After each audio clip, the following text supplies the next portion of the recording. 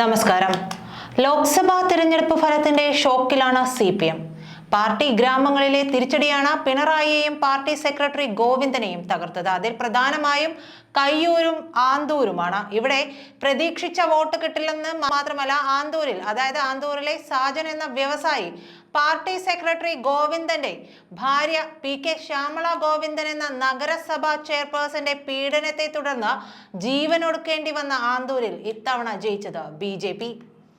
കരിവെള്ളൂരും കുറുമാത്തൂരുമെല്ലാം UDF-നൊപ്പം നിന്നു. അതായത് വടക്കൻ ജില്ലകളിലെ CPM കോട്ടകളെല്ലാം തകർന്നു വീഴുന്ന കാഴ്ച തന്നെയായിരുന്നു ഈ തിരഞ്ഞെടുപ്പിൽ കണ്ടത്.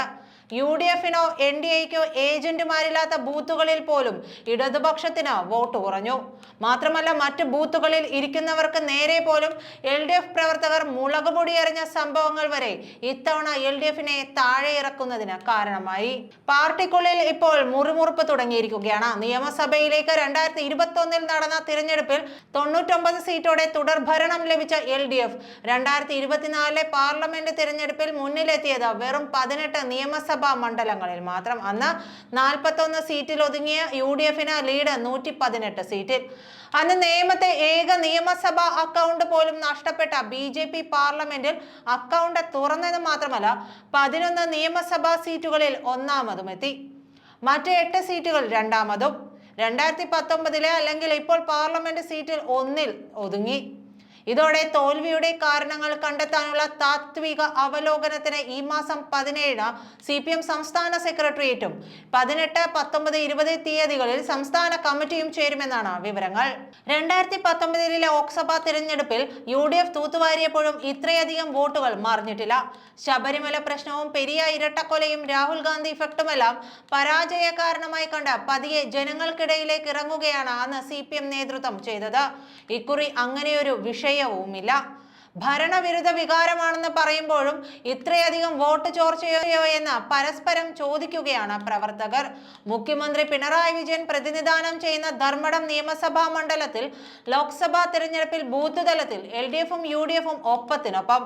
ആകെയുള്ള 165 ബൂത്തുകളിൽ 80-ൽ UDF-നും 85-ൽ LDF-നുമാണ് ഭൂരിപക്ഷം. കടമ്പൂർ പഞ്ചായത്ത് ഒഴികെ മണ്ഡലത്തിലെ മറ്റെല്ലാ പഞ്ചായത്തുകളും LDF ആണ് ഭരിക്കുന്നത്. എന്നിട്ടും കഴിഞ്ഞ ലോക്സഭാ തെരഞ്ഞെടുപ്പിനേക്കാൾ ഭൂരിപക്ഷം കുറഞ്ഞത് പാർട്ടിയിൽ ചർച്ചയായി. മണ്ഡലത്തിലെ 43 ബൂത്തുകളിൽ UDF 500-ന് മുകളിൽ വോട്ട് നേടി മികച്ച പ്രകടനം നടത്തി. പിണറായി വിജയൻ വോട്ട് ചെയ്ത RC അമല സ്കൂളിലെ ബൂത്തിൽ LDF-ന് 794-ഉം UDF-ന് 226-ഉം വോട്ട് നേടി. BJP 90 വോട്ടും.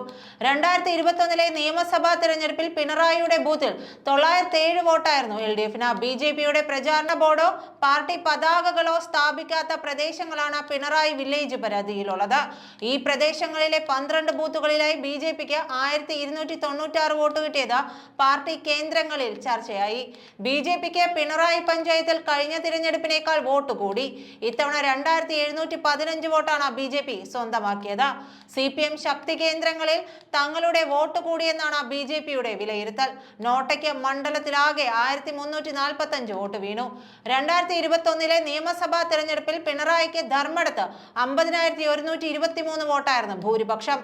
2 വർഷം കഴിഞ്ഞ് നടന്ന ലോക്സഭാ തിരഞ്ഞെടുപ്പിലെ വോട്ട് നില ഇടതു കേന്ദ്രങ്ങളെ ഞെട്ടിച്ചു. LDF-ന് വെറും 2616 വോട്ടിന്റെ മേൽക്കൈ. 2019-ലെ ലോക്സഭാ തിരഞ്ഞെടുപ്പിലെ ഭൂരിപക്ഷം 4099 വോട്ടായിരുന്നു. ഈ ലോക്സഭയിൽ ധർമ്മടം മണ്ഡലത്തിൽ LDF 71794, UDF 69178, BJP 16711 എന്നിങ്ങനെയാണ് വോട്ട് നില. 2019-ൽ LDF 74730, UDF 70631, BJP 8538 എന്നിങ്ങനെയാണ്. UDF-ന് നേരിയ കുറവുണ്ടായപ്പോൾ BJP-യുടെ വോട്ട് ഇരട്ടിയായി എന്നർത്ഥം. എന്തായാലും ഇതെല്ലാം മുൻനിർത്തി വരുന്ന നേതൃയോഗത്തിൽ BJP-യുടെ രാജി ആവശ്യപ്പെടാനുള്ള പടയൊരുക്കം CPM-ൽ തുടങ്ങിയിട്ടുണ്ട്. നന്ദി.